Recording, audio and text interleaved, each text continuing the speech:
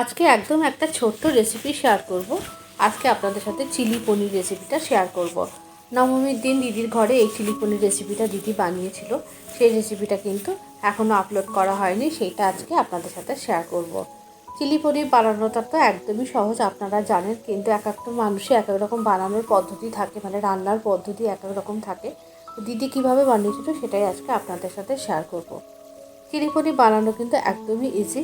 প্রথমে কিন্তু এখানে পনিরগুলোকে বেশ একটু দেখলাম 3 কোনা করে কেটে নিয়েছে। পনিরগুলো কিন্তু বেশ একটু বড় বড় করে আর ট্রায়াঙ্গেল করে কিন্তু কেটে নিয়েছে। কাটার পরে কিন্তু এরপরে পনিরগুলোতে অল্প একটুখানি লবণ আর একটুখানি গোলমরিচের গুঁড়ো দিয়ে দিয়েছিল। দেওয়ার পর কিন্তু কড়াতের মধ্যে একটুখানি সাদা তেল দিয়ে পনিরগুলোকে কিন্তু বেশ একটু হালকা লাল লাল করে ভেজে নিতে হবে। খুব বেশি ডিপ করে ভাজার দরকার নেই। আর ভাজার আগে কিন্তু এই কড়াইয়ের মধ্যে কিন্তু একটু নুন দিয়ে দিতে হবে, একটু লবণ দিয়ে দিলে কিন্তু পনিরের মধ্যে কিন্তু একটু লবণও ঢোকে। আর ভাজার সময় লবণটা দিলে কিন্তু বেশি ভালো মতোই লবণটা ঢোকে। এরপরে পনিরগুলোকে একটু লাল লাল করে ভেজে নিতে হবে। ভেজে পনিরগুলোকে তুলে নেওয়ার পর তারপরে কিন্তু ওই তেলের মধ্যে একে একে সমস্ত সবজিগুলোকে দিয়ে দিতে হবে। অনেকে আছে পনির কিন্তু ভেজে নেওয়ার পর কিন্তু একটু গরম জলে লবণ দিয়ে ভিজিয়ে রাখে। এর ফলে এতে হয় কি, পনিরগুলো আরও বেশি সফট হয়, খেতেও অনেক বেশি জুসি হয়, মানে পনিরগুলো কিন্তু শক্ত হয়ে যায় না।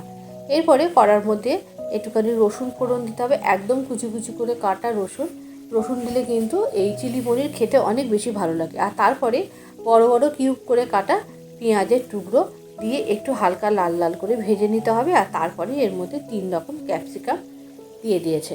3 রকম ক্যাপসিকাম দিয়ে কিন্তু এরপরে পেঁয়াজের সাথে ক্যাপসিকামটা একটুখানি শ্যালো ফ্রাই করে নিয়েছে, খুব বেশি লাল লাল করে ভাজার দরকার নেই। এরপরে একটা সসের মিক্সচার তৈরি করে নিতে হবে। তার জন্য 1 চামচ চিলি সস, 2 চামচ টমেটো সস আর একটুখানি গোলমরিচের গুঁড়ো।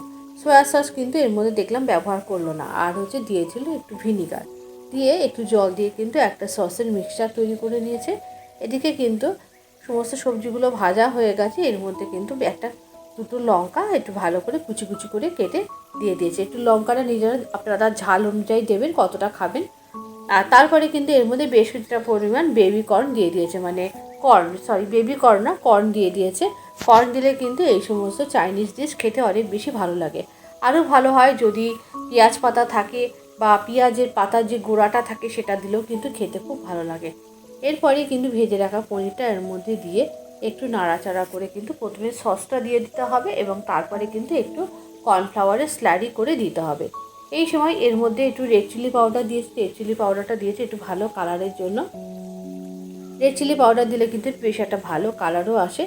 আর এরপরে কিন্তু স্বাদ অনুযায়ী দিয়ে দিতে হবে লবণ এবং খুব সামান্য একটু চিনি। খুব বেশি চিনিটা দেওয়ার দরকার নেই, চিনিটা একেবারেই অপশনাল, আপনারা চাইলে দিতেও পারেন, নাও দিতে পারেন। যদি মনে করেন অল্প একটু দেবেন, দিলে কিন্তু খেতে ভালো লাগে। সমস্ত কিছু দেওয়া হয়ে গেছে। এরপরে কিন্তু এর মধ্যে এই কর্নফ্লাওয়ারের স্লারিটা দিয়ে দিয়েছি একটু মাখো মাখো হওয়ার জন্য। রান্নাটা কিন্তু একেবারেই রেডি হয়ে গেছে। এরপরে কিন্তু একটা বোলের মধ্যে সার্ভ করে নিয়েছে। আজকের রেসিপিটা আপনারা কেমন লাগলো আপনাদের অবশ্যই কিন্তু জানাবেন।